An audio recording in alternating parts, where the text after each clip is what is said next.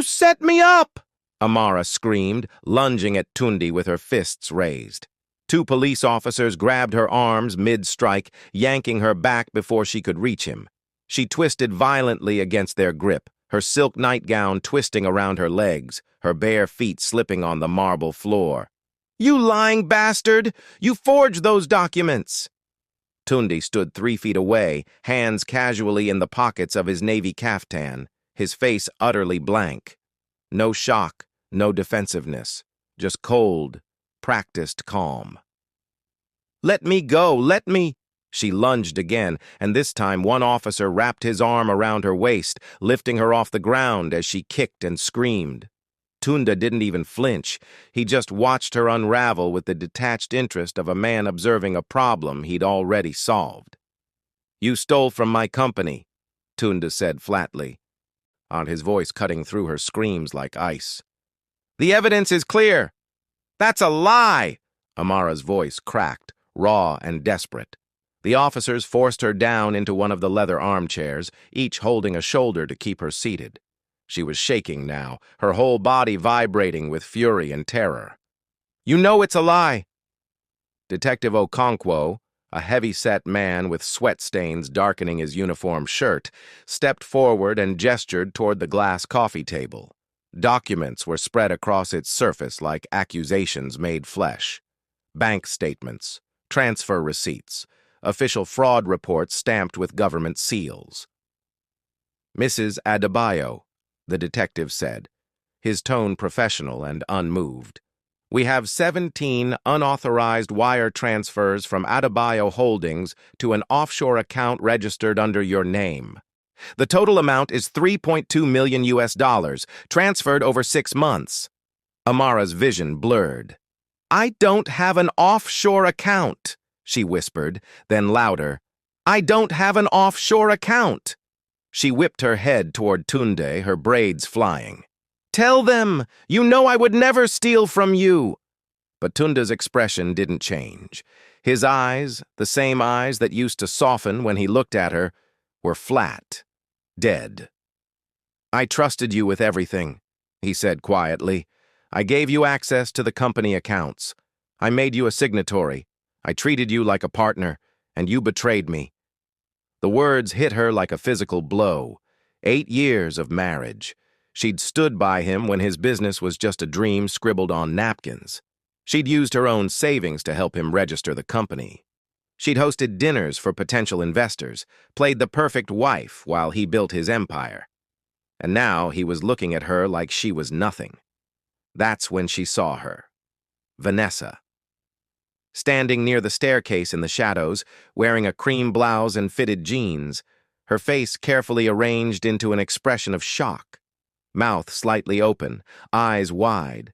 One hand pressed dramatically to her collarbone, but her eyes told a different story. There was something cold there, something satisfied. Amara and Vanessa locked eyes, and in that suspended moment, everything crystallized with brutal clarity. The late-night business meetings, the new perfume on his clothes, the way Vanessa had started looking at her during company events with pity and barely concealed contempt. When the hushed phone calls that ended abruptly whenever Amara entered a room. This wasn't about money. This was an execution. This was planned. How long? Amara's voice came out hoarse, broken. How long have you been planning this? Tunda's jaw tightened. Vanessa shifted her weight, and for just a second, her eyes flicked toward Tunda. Some silent communication passed between them. This has nothing to do with anyone else, Tunde said, his voice harder now. This is about you stealing from my company. Our company! Amara surged forward, but the officers pressed down on her shoulders. Our marriage! We built this together, Tunde. Enough. Tunde's voice cracked like a whip. He turned to Detective Okonkwo. I've given you everything you need.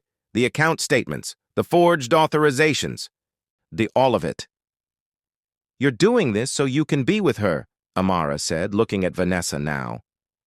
You're sending me to prison so you can marry her without the scandal of a divorce. Vanessa's face flickered. Just for a second, a micro-expression of surprise she couldn't quite suppress. "That's absurd," Tunde said, but there was something tight and strained in his voice. "Then why is she here?" Amara laughed bitterly. "Why is your assistant in our house at 11 o'clock at night when the police come to arrest your wife?" Vanessa finally spoke, her voice smooth. "Mr. Adebayo called me when he discovered the discrepancies. I came to provide additional documentation." "You came to watch," Amara cut her off. "You came to see me destroyed." The room went silent. "Mrs. Adebayo," the detective said carefully, "you'll have your chance to present your defense in court, but right now I have to take you in." "I want a lawyer," Amara said, her voice steadier now. They pulled her to her feet. As they led her toward the door, she turned back one last time. Tunde was at the window now, his back to her. Vanessa had moved closer to him, not quite touching, but close enough to claim territory.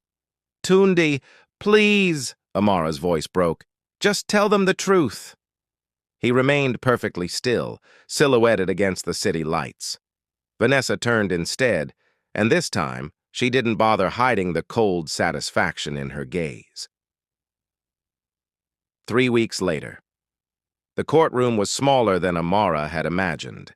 Harsh, fluorescent lights, scuffed floors, the smell of old papers and stale air.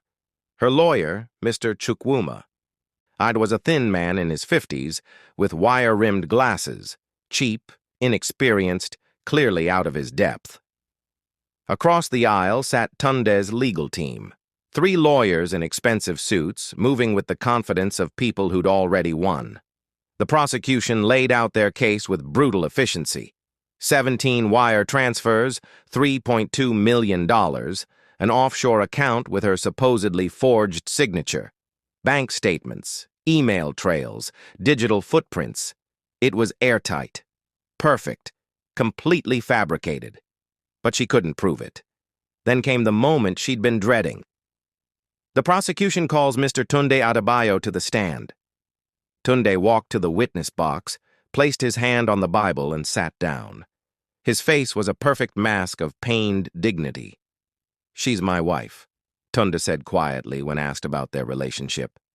"We've been married for 8 years. I gave her access to everything. I made her a signatory because I wanted her to feel like a true partner." Every word was poison wrapped in sentiment. He described discovering the discrepancies, confronting her, her defensive response, and wild accusations about affairs. "It was painful to hear," he said, shaking his head, like she was trying to deflect from her own guilt by attacking my character. Amara felt bile rise in her throat. When Tunde stepped down, he walked past her table. Their eyes met for just a second. There was nothing there.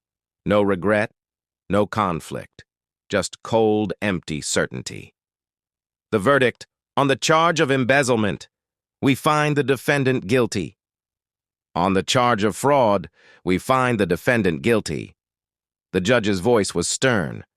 "Mrs. Adebayo, I hereby sentence you to 7 years in prison." 7 years. The guards came forward. As they led her toward the door, Amara looked back at Tunde one last time. He was already standing, already preparing to leave. Something inside her snapped. "Tunde!" her voice rang out. "One day you will regret this. You think you've won, but you've only shown the world who you really are. And when everything falls apart, and it will, you'll remember this moment." Tunde's expression didn't change. He simply turned and walked out. But Amara saw it, just for a split second, a flicker of something in his eyes. Uncertainty? Guilt? She held on to that flicker as the guards led her away. 6 months later, the invitation was embossed on cream cardstock with gold lettering, Mr. Tunde Adebayo and Miss. Vanessa Okonkwo requests the honor of your presence at their wedding ceremony.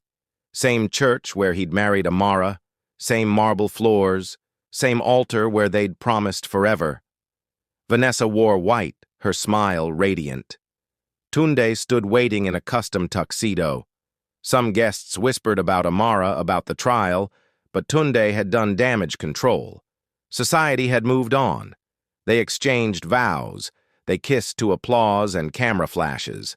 The reception was lavish. Champagne, a 7-tier cake, a live band. Tunde danced with Vanessa to the same song he'd danced to with Amara.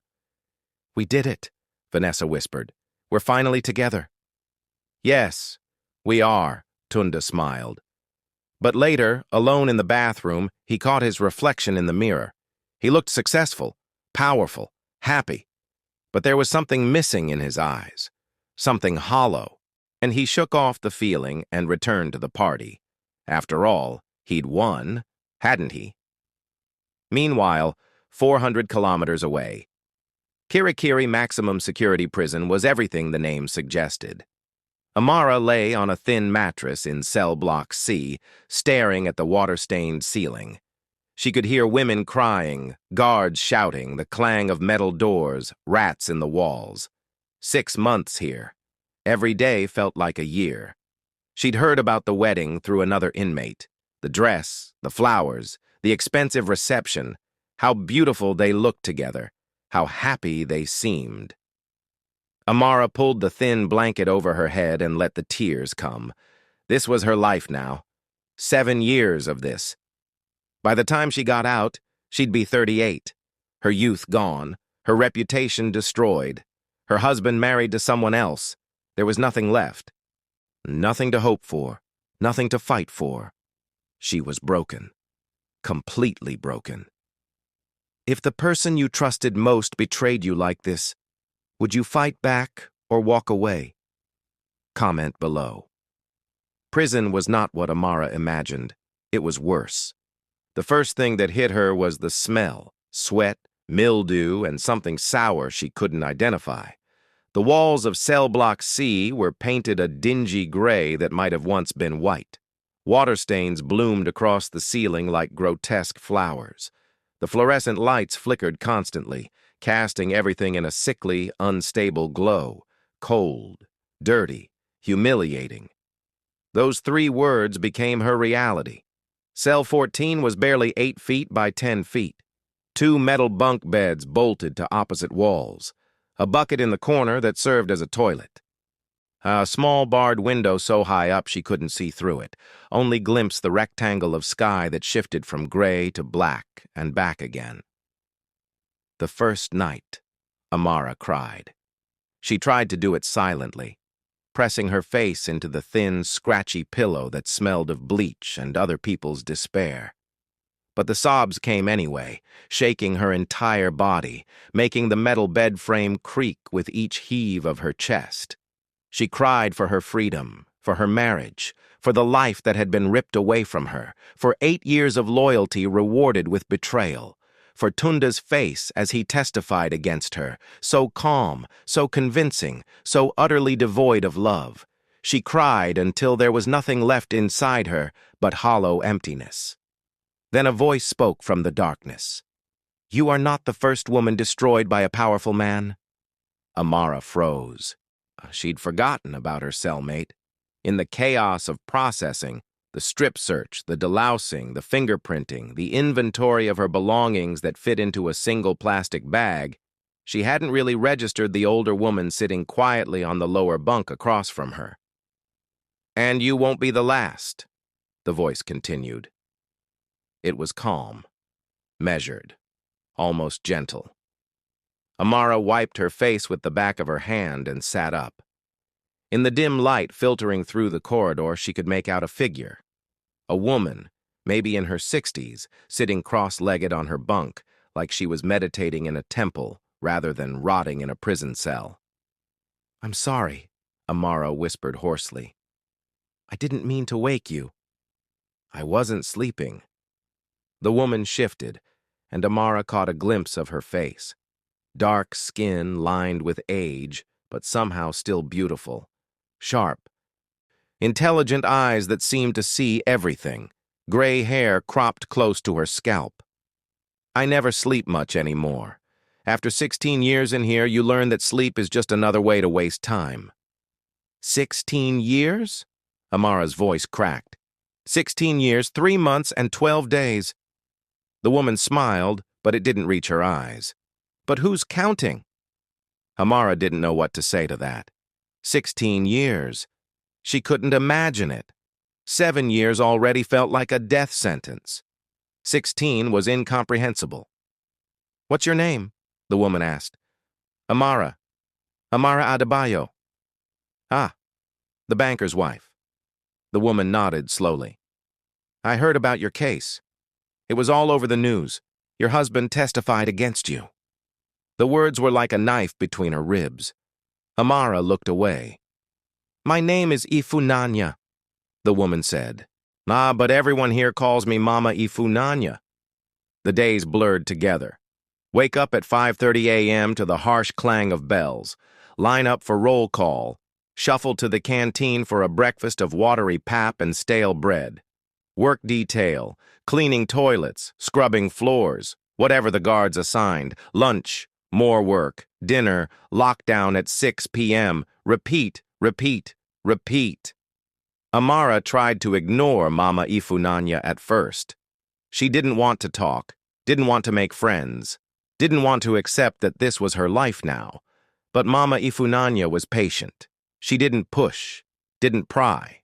She just existed, reading books she borrowed from the prison library, writing in a small notebook with a stubby pencil, sometimes humming old Igbo hymns under her breath. After 2 weeks, Amara's resolve cracked. "Why are you here?" she asked one evening. They were lying on their bunks, waiting for lights out. "What did you do?" Mama Ifunanya was quiet for a long moment. "I trusted the wrong people," she finally said. "I built something beautiful, and they took it from me." "What did you build?" "A company, import-export. Started with textiles, expanded into agricultural products, then technology. By the time I was 40, I was one of the wealthiest women in Nigeria." She said it matter-of-factly, without pride or bitterness, just stating a fact. Amara sat up, looking down at the woman on the lower bunk. "You were wealthy." "Very. I had 3 business partners. Men I'd known since university. Men I thought were like brothers." Mama Ifunanya's voice remained steady. "When the company became worth more than they'd ever imagined, they wanted me out. So they framed me for embezzlement. I'd used my own signature against me, bribed judges, buried evidence." The parallels were so striking that Amara felt dizzy. Just like what happened to you, yes. But 16 years ago, how long were you sentenced? 25 years. Amara's stomach dropped. For embezzlement? For embezzlement, fraud, and attempted money laundering. Mama Ifunanya smiled that empty smile again. They were very thorough. Amara lay back down, staring at the stained ceiling. 25 years, 16 already served, 9 more to go, and this woman still had her sanity, still had her dignity. How? As if reading her mind, Mama Ifunanya spoke again. "Your husband thinks prison is the end of you, Amara. For some of us, it is the beginning." "The beginning of what?" Amara's voice was bitter. "Suffering? Humiliation?" "The beginning of understanding who you really are, what you're really capable of." There was something in Mama Ifunanya's voice now, something hard and powerful. The beginning of becoming someone they should have feared. Amara turned her head to look at the older woman. In the darkness, Mama Ifunanya's eyes gleamed. "I don't understand," Amara whispered. "You will," Mama Ifunanya said. "If you choose to survive instead of just existing, if you refuse to let them break you." She paused. "Tell me something, Amara. When you walked into that courtroom, did you fight? Did you scream your truth until they had no choice but to listen? Or did you wait quietly for justice that was never going to come?" Amara's throat tightened. She'd waited. She'd trusted her lawyer, trusted the system, believed that truth would prevail. I thought the truth would be enough," she whispered. "The truth?" Mama Ifunanya laughed, but it wasn't cruel. "The truth is what powerful people decide it is.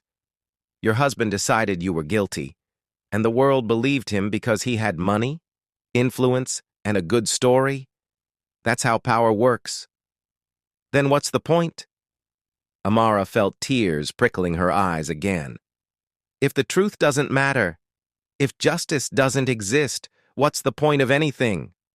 The point, Mama Ifunanya said quietly, is to build your own power. So next time you get to decide what the truth is. Silence fell between them. Outside, a guard's footsteps echoed down the corridor. Someone in another cell was crying. The prison settled into its nightly routine of misery and despair. But something had shifted. For the first time since her arrest, Amara felt something other than hopelessness. It was small, fragile, barely there, but it was something. "Why are you telling me this?" Amara asked into the darkness. Mama Ifunanya's response was soft but certain. "Because you remind me of myself, Amara, before I became powerful." 6 months into Amara's sentence. Tunde Adebayo stared at the ceiling of his master bedroom, the bedroom he now shared with Vanessa, and wondered why he couldn't sleep. Everything should have been perfect. He'd gotten exactly what he wanted. Amara was gone. Vanessa was his wife. The scandal had died down faster than he'd expected. His business associates had been sympathetic. Poor Tunde, betrayed by the woman he loved, forced to do the right thing despite the personal cost. He was the victim in this story. At least that's what everyone believed. Beside him, Vanessa slept peacefully, her face illuminated by the soft glow of her phone charging on the nightstand. Even in sleep, she was beautiful. Stunning, really. Everything he'd wanted. So why did he feel so hollow? He pushed the thought away and checked his own phone. 3:47 a.m. He had a meeting at 9. He needed sleep. But sleep wouldn't come. Vanessa was different now. Tunde had noticed it within the first month of marriage. The sweet, accommodating woman who'd hung on his every word during their affair had transformed into something else entirely. Demanding, controlling, extravagant. "We need a new car," she announced one morning over breakfast. She was scrolling through her phone, barely looking at him. "The Range Rover is almost 2 years old. Everyone's driving the new model." Tunde looked up from his coffee. "The Range Rover is fine." Vanessa. Fine? She finally met his eyes, and there was something cold there. "Tunde, I'm your wife now. I have a position to maintain. How does it look when I pull up to events in an old car?" "It's not old, it's—" "I already spoke to the dealer. The new one is 3.5 million naira. I told them you'd transfer the deposit today." Tunde set down his cup carefully. "You did what?" "Oh, don't be difficult." She waved her hand dismissively. "You spend more than that on business dinners. This is for your wife." He wanted to argue. Wanted to say that 3.5 million was different from business expenses, that she should have consulted him first, that marriage didn't mean unlimited access to his accounts. But he didn't. Because saying no to Vanessa meant hearing about Amara. About how his first wife never appreciated him. Then about how she was probably rotting in prison while he was being cheap with the woman who'd actually stood by him. So he transferred the money. It was easier than fighting. The requests kept coming. A vacation to the Maldives, a complete wardrobe upgrade, donations to political campaigns for candidates Vanessa insisted would be useful connections, investments in her friend's boutique, her cousin's restaurant, her former classmate's tech startup. "You need to expand your portfolio," Vanessa said when he hesitated about the tech investment. "You're too conservative, Tunde. That's why Adebayo Holdings has plateaued." "We haven't plateaued. We grew 12% last year." "Exactly. 12%. Do you know what percentage some of these startups are seeing? 50, 100. When you're thinking small. I'm thinking sustainable. You're thinking like an old man." She smiled, but it wasn't warm. "Good thing you have me now to push you forward." Against his better judgment, He invested $2 million in the tech startup. It failed within 6 months. The real problem started when the EFCC letter arrived. Tunde was in his office at Adebayo Holdings when his secretary brought in the envelope. Economic and Financial Crimes Commission. Official seal. The kind of letter that made wealthy men's hearts stop. His hands shook as he opened it. Investigation into financial irregularities, suspected money laundering, required to appear for questioning, failure to comply will result in... The words swam before his eyes. This couldn't be happening. He'd been so careful. But all the documentation for Amara's case had been airtight. His lawyers had assured him there was no exposure. But this wasn't about Amara. This was about the political donations. The offshore accounts Vanessa had insisted he open for tax optimization. The cash transfers to her various projects that didn't have proper documentation. He called his lawyer immediately. "How bad is it?" he asked, his voice tight. "I won't lie to you, Tunde. It's not good. The EFCC has been tracking some unusual patterns in your accounts over the past 6 months. Large cash withdrawals, transfers to entities without clear business purposes, donations that exceed legal limits." "But those were..." He stopped. He couldn't say Vanessa made me do it. That sounded pathetic. "Those were legitimate business expenses." "Then you'll need to prove it. Gather all your documentation, every receipt, every invoice, every contract. We need to show a clear paper trail." Tunde hung up and put his head in his hands.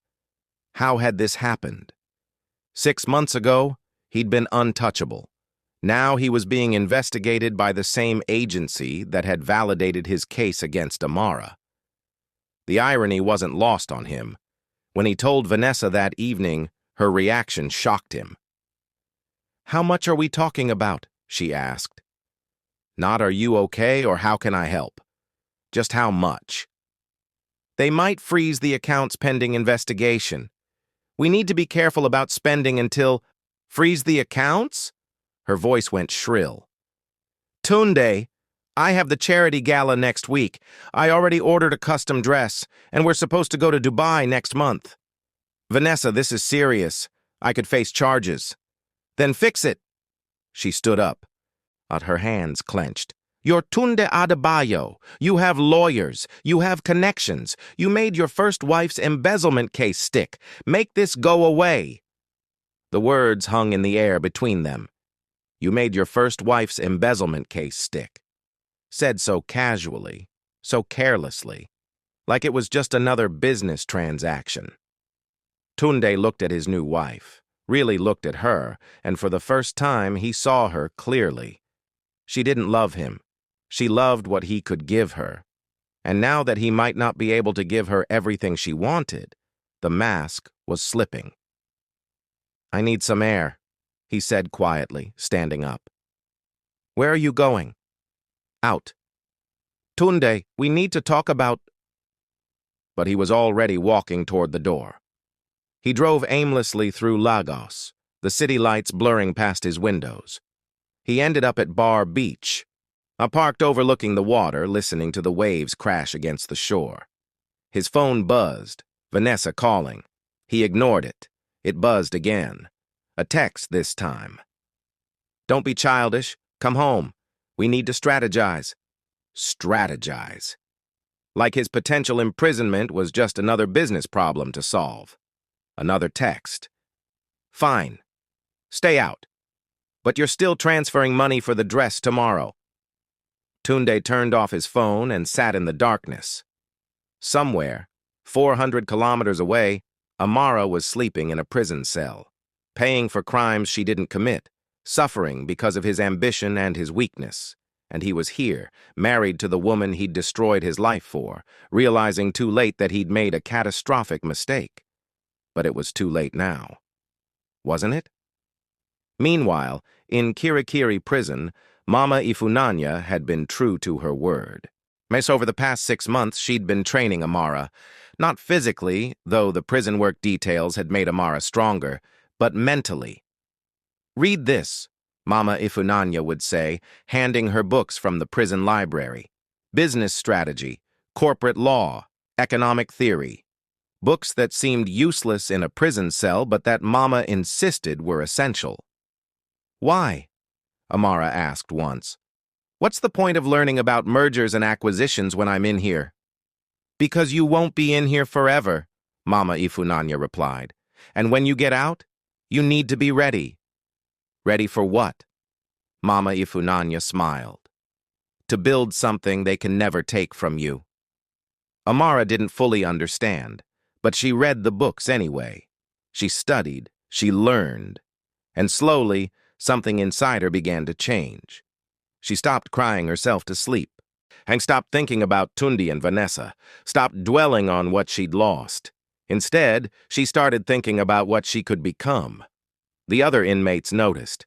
They started coming to her with questions: how to write appeals, how to understand legal documents, how to plan for life after release. Amara helped them, and in helping them, she found purpose. "You're becoming a leader," Mama Ifunanya observed one evening. "I'm just helping people understand paperwork." "That's how it starts." Mama Ifunanya's eyes gleamed in the dim light. "Small acts of service, building trust, proving your worth. Before you know it, you're indispensable." Amara smiled despite herself. For the first time since her arrest, she felt something like hope. Do you believe prison should break someone, or can it build them stronger? And tell me what you think in the comments. And if you're invested in Amara's journey, subscribe so you don't miss what happens next, because her transformation is just beginning. 5 years later, the ballroom of the Echo Hotel was filled with Lagos's elite. Business moguls in custom-made suits, politicians with their carefully curated smiles, society women dripping in jewelry that cost more than most people's houses. The West African Business Summit was the event of the year. Everyone who was anyone attended. It was where deals were made, alliances were formed, and reputations were built or destroyed. Tunde Adebayo sat at a table near the back, nursing a glass of whiskey he hadn't touched. 5 years had not been kind to him.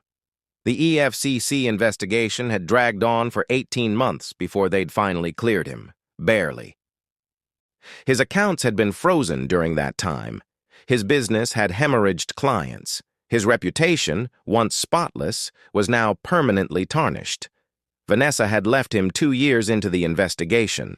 Not dramatically, not with screaming or accusations. She'd simply packed her things one afternoon while he was meeting with lawyers, left a note on the kitchen counter, and disappeared.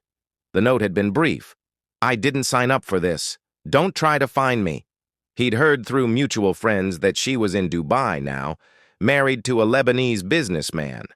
Someone wealthier, someone without legal problems. She hadn't even bothered to divorce him first. Just left. He'd had to track her down through lawyers to finalize the paperwork. Tunde took a sip of whiskey and grimaced. It tasted like ash. The ballroom lights dimmed as a spotlight illuminated the stage. "Ladies and gentlemen," the host announced, his voice booming through the speakers, "please welcome our keynote speaker.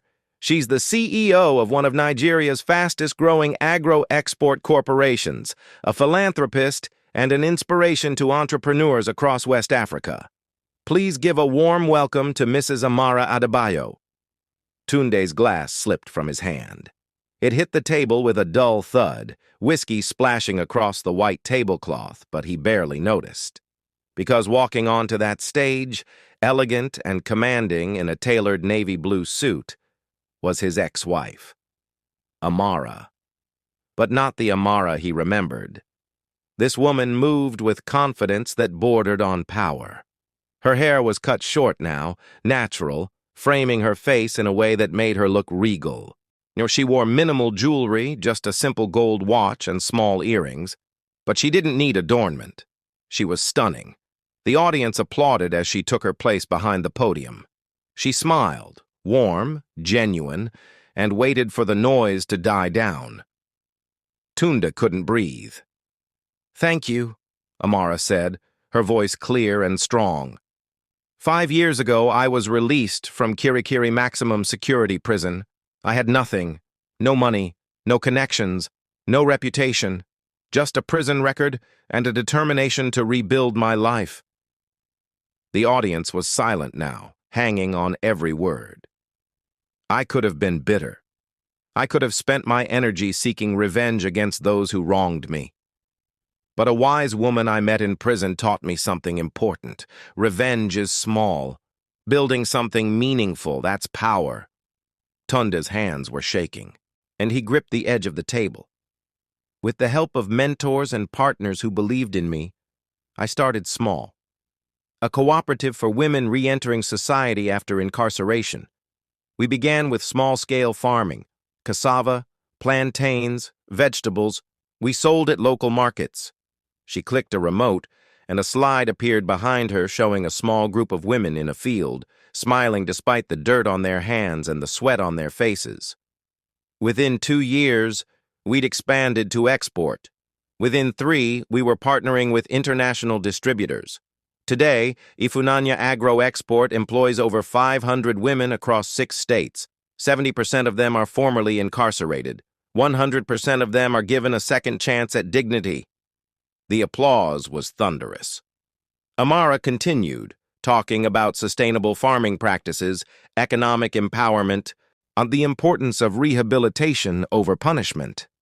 She spoke with authority and passion, citing statistics, sharing success stories, painting a vision of a Nigeria where everyone deserved redemption. Tunde sat frozen, unable to process what he was seeing. This couldn't be real. Amara was supposed to be broken, destroyed. She'd had nothing when she went to prison. He'd made sure of that. How was she here? How was she succeeding? How was she being celebrated while he was barely holding his company together? When the speech ended, the audience rose to their feet, a standing ovation that lasted nearly 2 minutes. Amara smiled, nodded graciously, and walked off the stage. Tunde didn't plan to approach her. He should have just left, gone home to his now empty house and pretended this never happened. But his feet carried him forward anyway. He found her in the corridor outside the ballroom, surrounded by admirers. Business cards being exchanged, congratulations being offered. A circle of respect and admiration that he remembered having once, a lifetime ago. He waited at the edge of the crowd until the well-wishers dispersed. Finally, they were alone. "Amara," he said quietly. She turned, and for a moment her composed expression flickered. Surprise, maybe recognition. Then it smoothed out again into polite neutrality. "Tunde." Her voice was calm, measured, like she was greeting a distant acquaintance. "I didn't know you were here. Your speech was—" He couldn't find the words. His mind was racing, scrambling, trying to understand. How did I build a successful company after you destroyed my life?" She said it without malice, just stating a fact. "Is that what you're asking?" He flinched. "Amara, please, we need to talk." "Do we?" She tilted her head slightly. "I think you already said everything when you testified in court." The words hit him like a slap, his own words thrown back at him years later. "I made a mistake," he said, his voice cracking. "I know that now. I was wrong. I was selfish. I destroyed everything good in my life for—" He stopped. What could he say? For Vanessa? For ambition? For weakness? "For what you thought you wanted," Amara finished for him. "I know." "Then you understand." "I understand that you were willing to send an innocent woman to prison to get what you wanted. I understand that you committed fraud, perjury, and betrayal. I understand all of it perfectly." Her voice was still calm, but there was steel underneath. What I don't understand is why you think I owe you this conversation." "I'm not asking for forgiveness," Tunde said desperately. "I know I don't deserve that. I need you to know that I regret it. Every day. Losing you was the biggest mistake of my life." "Losing me?" Amara's eyebrows rose slightly. You didn't lose me, Tunde. You discarded me. You calculated the cost of keeping me versus the benefit of marrying Vanessa, and I came up short. That wasn't a loss. That was a choice. I know. You're right. I'm just trying to apologize. She smiled, but it didn't reach her eyes. You want absolution so you can feel better about yourself? No, because I forgave you a long time ago. The words stopped him cold. You... What? I forgave you, Amara repeated. In prison, year 3, I think. Mama Ifunanya told me that holding on to anger was like drinking poison and expecting someone else to die, so I let it go. I forgave you. Tunde felt something break inside his chest. He'd expected anger, hatred, revenge. Those things he could understand, could navigate. But forgiveness? Forgiveness meant she'd moved on. Meant he no longer mattered enough to hate. I don't know what to say, he whispered. Then don't say anything. Amara's phone buzzed. She glanced at it. I have another meeting. It was interesting seeing you again, Tunde. I hope you find whatever it is you're looking for. She turned to leave. Amara, wait. She paused, but didn't turn around. Are you happy? He asked. Really happy? She looked back at him over her shoulder. Yes, she said simply. I am. Are you? He couldn't answer. She nodded, not as if that told her everything she needed to know, and walked away. Tunde stood alone in the corridor, watching her disappear into the crowd of successful, admiring people waiting for her attention.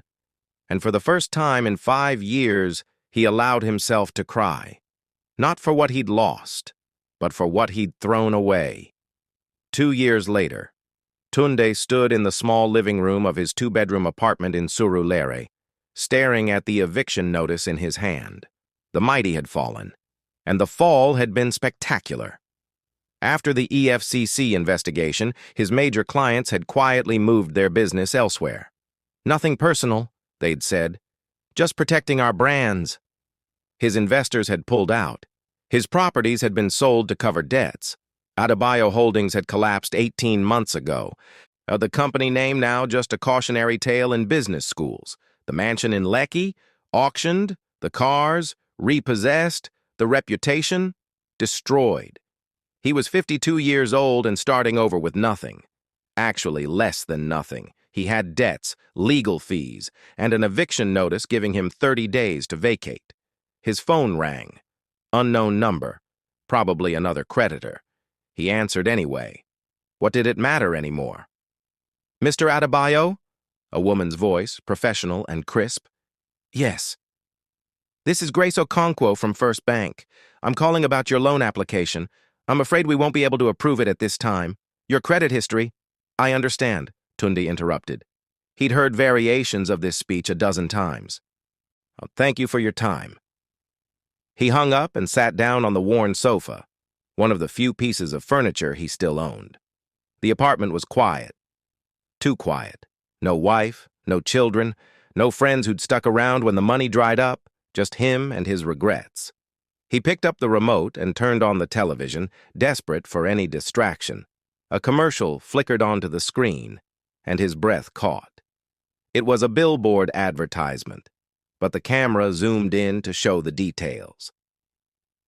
Ifunanya Women Empowerment Foundation, founded by Amara Adebayo. Because every woman deserves a second chance. The image showed Amara standing with a group of women in front of a modern building. They were smiling, confident, transformed. The commercial continued, showing the foundation's work. Job training programs, micro-loans for small businesses, counseling services, housing assistance, all for women re-entering society after incarceration. We don't just offer second chances, Amara's voice narrated over images of women working, learning, thriving. We offer tools for transformation, because your past doesn't define your future. Tunde's hands trembled. He grabbed his laptop and searched for more information. What he found made his chest tighten. Mama Ifunanya, the mysterious cellmate Amara had mentioned once in passing, hadn't been just another inmate. She'd been Ifunanya Okafor, founder of Okafor International Export, one of Nigeria's largest export companies in the 1990s. She'd been wrongfully imprisoned for 16 years after her business partners framed her. But she hadn't been destroyed. While in prison, she'd maintained secret control of offshore assets through trusted family members. Her investments had grown exponentially during her incarceration. When she was finally released, quietly, with little media fanfare, she was worth more than when she'd gone in, and she'd made Amara her partner. Not charity, partnership. The foundation was just one piece. There was the agro-export business Amara had spoken about at the conference, a consulting firm, real estate investments, a network of cooperatives across West Africa. Amara hadn't just survived, she'd built an empire dedicated to lifting other women up with her. Tunde closed his laptop and put his head in his hands. He hadn't just lost Amara, he'd lost the only person who'd ever truly loved him, who'd stood by him when he had nothing, and who'd believed in his dreams before anyone else did. And he'd destroyed her for Vanessa, for ambition, for pride. And what had it gotten him? Nothing. Worse than nothing. 6 months later. The charity gala was held at the Civic Center in Victoria Island. Lagos's elite had turned out in force, not for the champagne or the networking, though both were plentiful, but because an invitation from the Ifunanya Foundation meant something now. It meant you were part of something that mattered. Tunde hadn't been invited, but he'd come anyway, buying a last-minute ticket with money he couldn't afford to spend. He wore his only remaining suit, 10 years old now, slightly worn at the elbows, but clean and pressed. He stood at the back of the room, watching. Amara was at the center of everything, as always. And she wore a gold gown that caught the light when she moved. Her natural hair was styled in elegant twists. She moved through the crowd with ease, greeting donors, introducing partners, thanking volunteers. She was surrounded by people who respected her, admired her, loved her. Politicians sought her endorsement. Business leaders wanted her advice. Young women looked at her like she was proof that redemption was possible. Tunde watched from the shadows, invisible. He'd thought about approaching her, had practiced what he might say, but what was there left to say? "I'm sorry" wasn't enough. "I was wrong" was obvious. "I miss you" was pathetic. So he just watched, and understood, finally, the full measure of what he'd destroyed. The event was ending when someone tapped his shoulder. Tunde turned to find a young woman, maybe 25, there wearing a volunteer badge. "Excuse me, sir. Mrs. Adebayo asked me to give you this." She handed him an envelope and walked away before he could respond. Tunde's hands shook as he opened it. Inside was a simple card with Amara's handwriting. "Tunde, I saw you standing there. I want you to know something. I don't hate you. I don't pity you. I don't think about you much at all anymore. But I hope you find peace. I hope you learn to forgive yourself, because I already have. Prison didn't break me. It revealed who I was underneath all the things I thought defined me. The marriage, the status, the approval of others. You didn't destroy me. You freed me to become who I was always meant to be. So thank you, in a strange way, and goodbye. A." Tunde read the note 3 times. Then he folded it carefully, put it in his pocket, and left the gala. And outside, the Lagos night was humid and loud. Cars honked, street vendors called out. Life continued, indifferent to his pain. He stood on the sidewalk and whispered to no one, "I ruined my own life." And for the first time, he truly understood that. Amara hadn't destroyed him. Vanessa hadn't destroyed him. The EFCC hadn't destroyed him. He'd destroyed himself. by choosing greed over love, ambition over integrity, pride over truth. And now he had to live with that choice. Inside the gala, Amara stood on the balcony, watching the city lights sparkle across Lagos. Mama Ifunanya joined her, moving slowly now. Age and 16 years in prison had taken their toll, but still sharp as ever. "You saw him," Mama Ifunanya said. Not a question. "I did." "And?" "And nothing." Amara smiled softly. "He's part of my past. An important part. He taught me what I didn't want to become, but he's not part of my future." "Good." Mama Ifunanya squeezed her hand. "You've come so far, my dear. Further than I ever dreamed when I met that broken girl in cell 14. "I wasn't broken," Amara said. "I was being rebuilt. I just didn't know it yet." They stood in comfortable silence, watching Lagos breathe and pulse beneath them. Amara thought about the woman she'd been 7 years ago, desperate, betrayed, destroyed, and the woman she was now, powerful, purposeful, free. Tunde hadn't given her this. Prison hadn't given her this. She'd built this herself. With Mama's guidance, yes. With support from people who believed in second chances, absolutely. But ultimately, she'd made the choice to rise instead of rot, to build instead of break, to transform instead of simply survive. That was the real power. Not revenge, not even justice. Transformation. "Come," Mama Ifunanya said. "We have donors to thank and lives to change." Amara followed her back inside, leaving the past on that balcony where it belonged. She had work to do, and a future to build. The lesson. Your worst moment doesn't define you. Your response to it does. Amara didn't defeat Tunde by destroying him.